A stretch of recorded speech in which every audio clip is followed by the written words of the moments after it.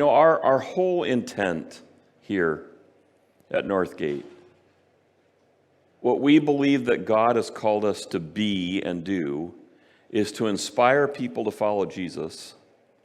To inspire people to follow Jesus. Not just inspire people who've never followed Jesus before, but people who have been following Jesus for all their lives, to inspire them to keep following and to follow Jesus better. And in the process, we would love to eliminate as many barriers as possible that keep people from following Jesus, or that keep people from following Jesus better. That's the best description that we can find of what we do and why we do it here at Northgate. And in the middle of this, we find ourselves continually being challenged. Okay, if that's what I'm trying to do, if I'm trying to follow Jesus and I'm trying to follow Jesus better, then how do I think right when everything around me seems to be going wrong? How do I think right when everything around me seems to be going wrong? How do I do this? How does this work? How do I enter into this? How do I resist all the stuff that's going on around me and actually follow Jesus? Well, Paul, in his letter to the church at Corinth, he lays out some ideas for us, and we've kind of been following these things and working through this so that we can maybe learn how to think right. And it starts with Paul laying a foundation for all that he's going to say in this letter. At the very beginning, he says, God, who got you started in this spiritual adventure in the first place, will never give up on you. So don't ever forget that. God will never give up on you, and never forget that. And in the middle of struggling to how to think about all the things going on around us, we just need to plant ourselves on this foundation, on this cornerstone of truth. God will never give up on you. Another way of saying that is, nothing you could ever possibly do would make God love you any less than he already loves you. And nothing that you could possibly do could make God love you any more than he already loves you. That's God's unconditional love for us.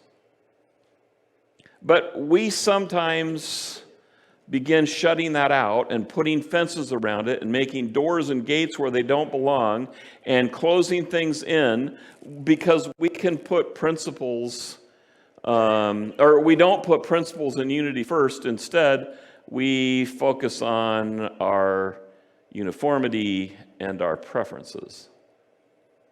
And Paul says, man, that's just going to get you in trouble. And you know from your own experience. And I know from my own experience that that's right. When I want everybody to look and act and talk like me, when I am insisting that other people follow my preferences, it always creates conflict and barriers.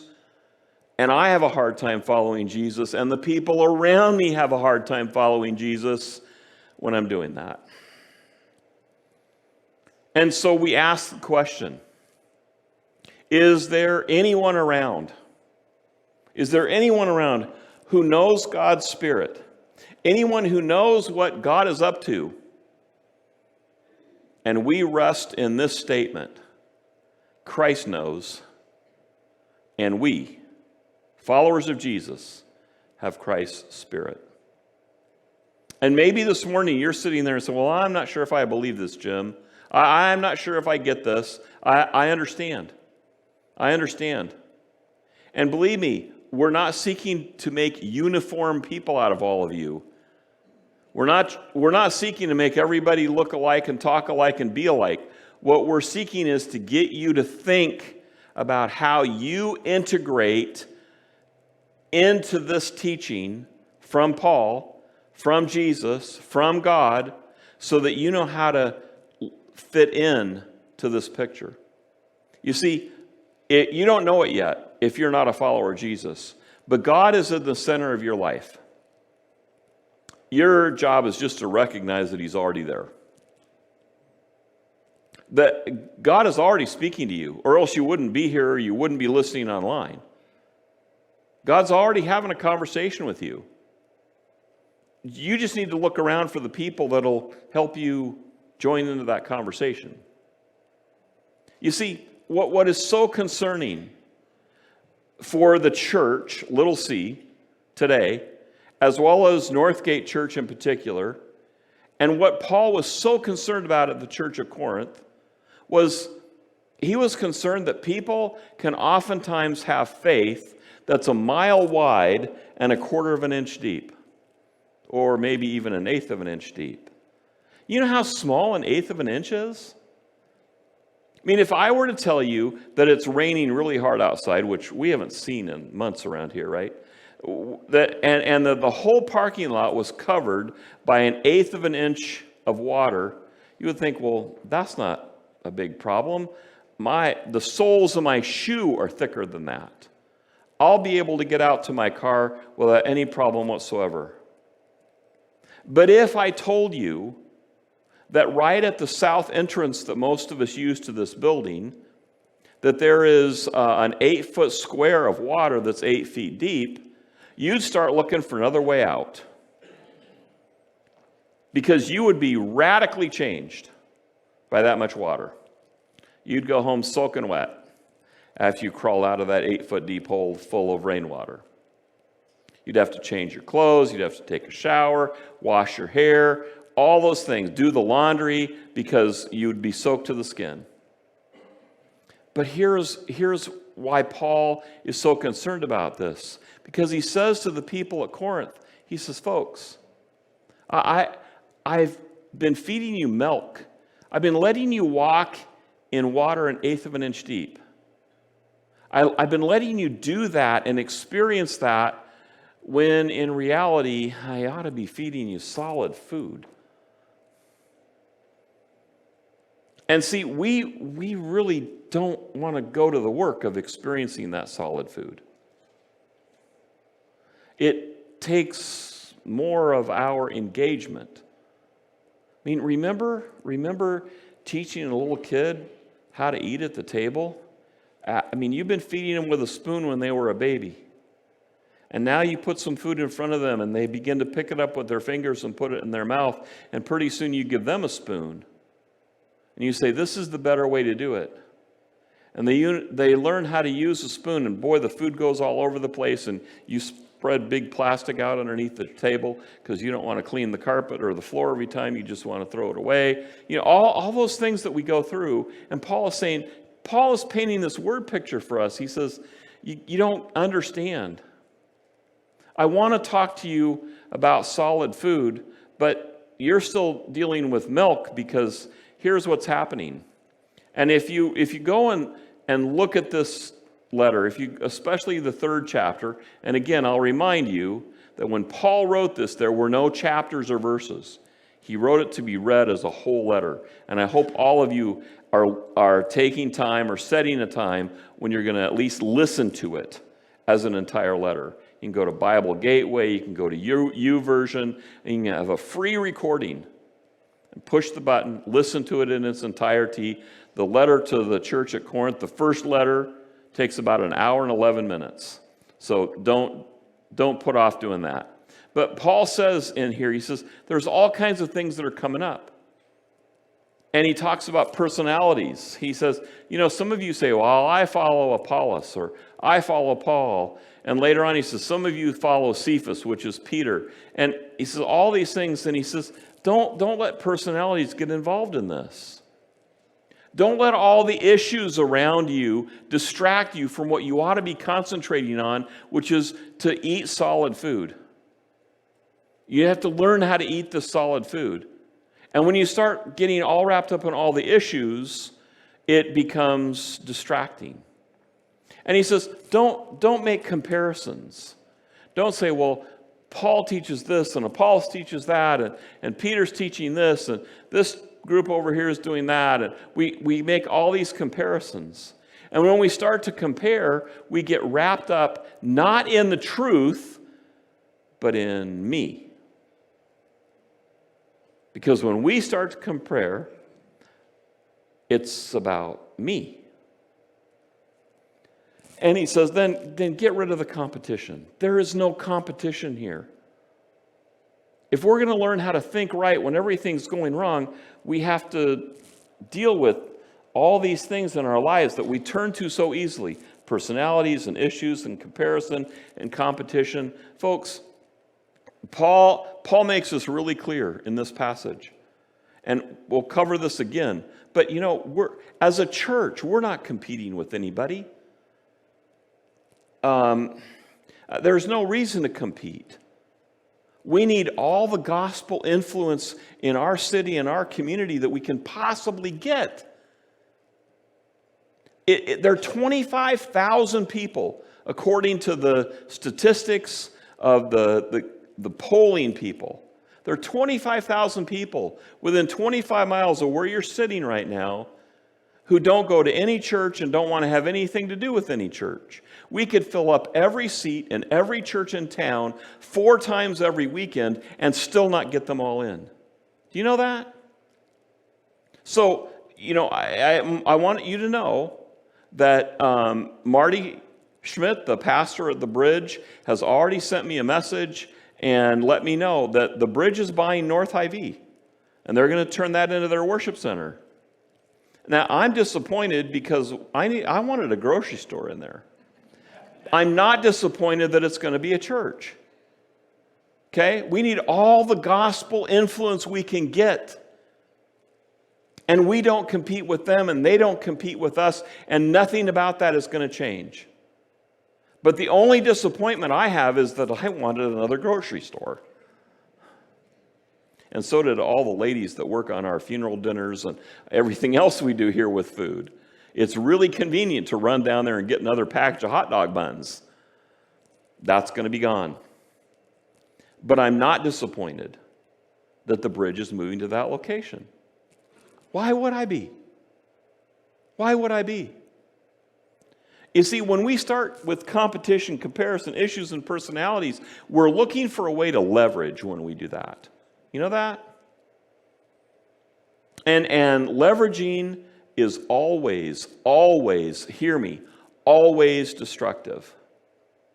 Because when we start using Jesus or the church or the teachings of the church or the person who leads the church to get power or wealth or influence or just get our way, we've lost sight of the purpose that we are called to, which is to glorify and lift up the name of Jesus and follow him. But when we start doing these things, we're leveraging Jesus, really? And folks, I just want to warn you, this is happening in politics. This is happening in the marketplace. This is happening in churches and the competition between churches, which is terribly destructive. All this criticism of this church and this pastor and that pastor. And I just want to say, can we just please all quit focusing on everything that we compare and compete about? And can we quit trying to leverage all that for our own power, our own wealth, our own influence, for getting my way? And can we focus on this truth? And Paul spells it out. He says, so neither the one who plants nor the one who waters is anything. Man, that hits home for a pastor. Paul just called me nothing.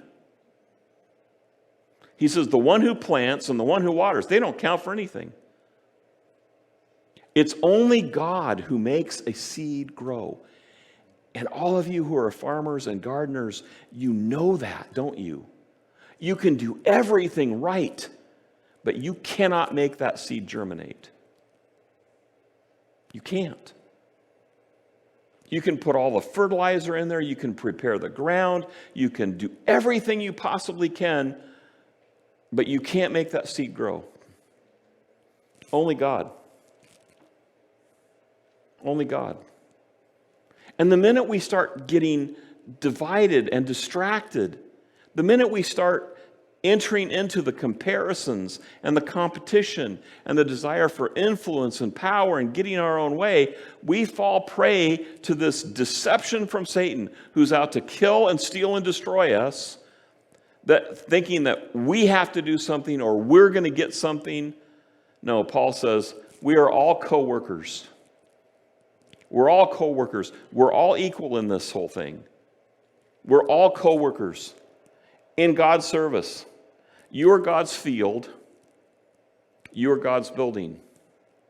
But each one of you should be really careful when you're building, for no one can lay any foundation other than the one already laid, which is Jesus Christ. You remember the story that Jesus told about, you sang the song in Sunday school if you went to Sunday school about the wise man who built his house on the rock and the foolish man who built his house on the sand. And Paul is just reiterating Jesus' teaching here. Remember, Paul is this brilliant theologian who takes what Jesus taught in his short time on earth and he expands on it. He teaches me and you how to apply it to our lives. And he says, if anyone builds on this foundation using gold or silver or costly stone or wood or hay or straw, no matter what kind of building materials you use, your work, our work, my work will be shown for what it is in that day. And when he says day, it's capitalized. And the inference and the Greek word is the day of judgment. When Jesus comes back, then we'll know if we built on the right foundation with the right materials. Now, does that leave us dangling off the edge of a limb with somebody else sawing on it? No, that doesn't. Because we will learn that we can be assured of building with the right materials and on the right foundation. You can be assured of that. It's not a guessing game. It's not a risk. It's not like going to the casino. It's not like trying to buy a lottery ticket. Because when it's revealed with fire, and the fire will test the quality of each person's work, then we'll know how to think right when everything is going wrong.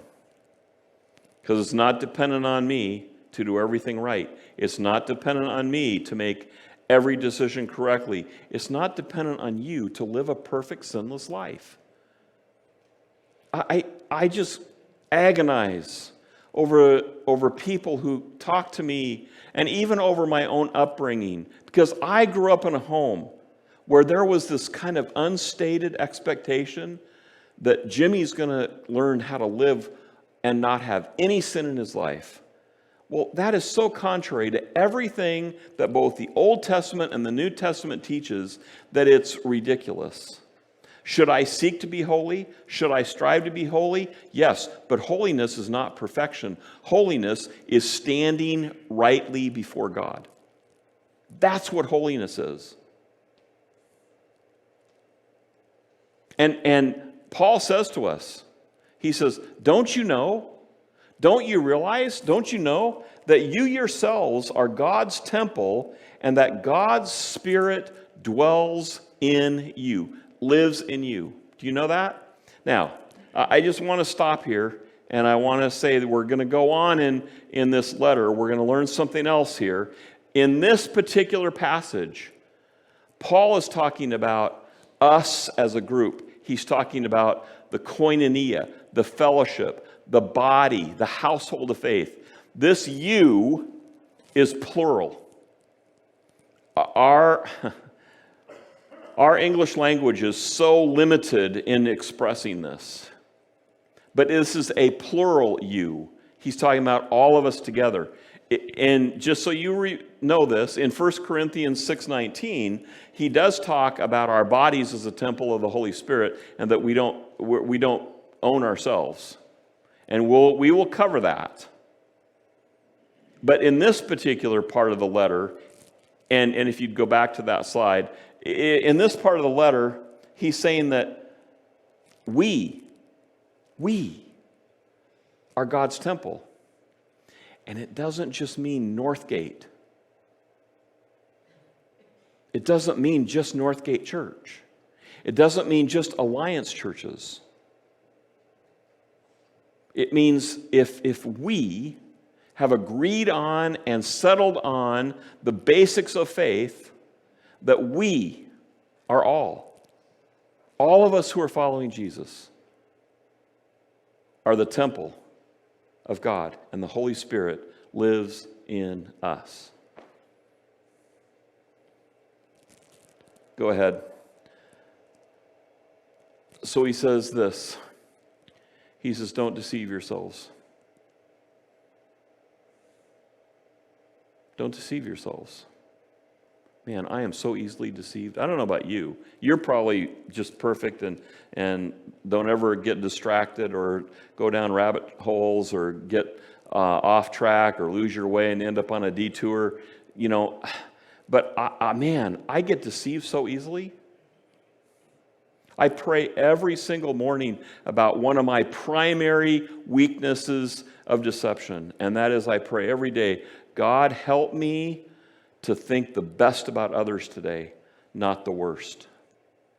Because we live in a world where what's on display all the time is the worst.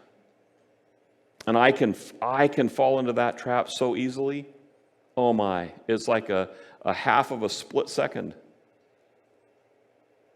And so I pray every day, God, help me to see people the way you see them. Help me to love people and accept them and think the best about them. Because I know that what Paul says is true of me. If you think you're wise by the standards of this age, you're a fool. You should become a fool in the eyes of the world so that you may be really wise. For the wisdom of this, next slide, for the wisdom of this world is foolish in God's sight. So don't be deceived. The wisdom of this world is foolish in God's sight. You know, I've been watching some of the news, but I have to turn it off. But I've been watching some of the news, and I have to click out of the screens and just shut it down because you can just get caught in this cycle right now. I love listening to newscasts where they're not having one person after another give their opinion about something, but where they're just reporting what's happening. Some of the live reports from Israel and the Gaza Strip and the Palestinian side and all that, those live reports, nobody's giving an opinion. They're dodging rockets while they're talking. They don't have time to make opinions. They're just reporting on it. But you know, folks, I'm reminded over and over again that even in those situations, it's really easy to fall into the foolishness of the world and talk about my feelings rather than the facts. So I pray for the wisdom that comes from God. I pray for the wisdom that comes from God because I know how easy it is for me to look foolish. And that's when I depend on the wisdom of this world. So how do I think right? How do you think right when everything is going wrong? Well, don't deceive yourself.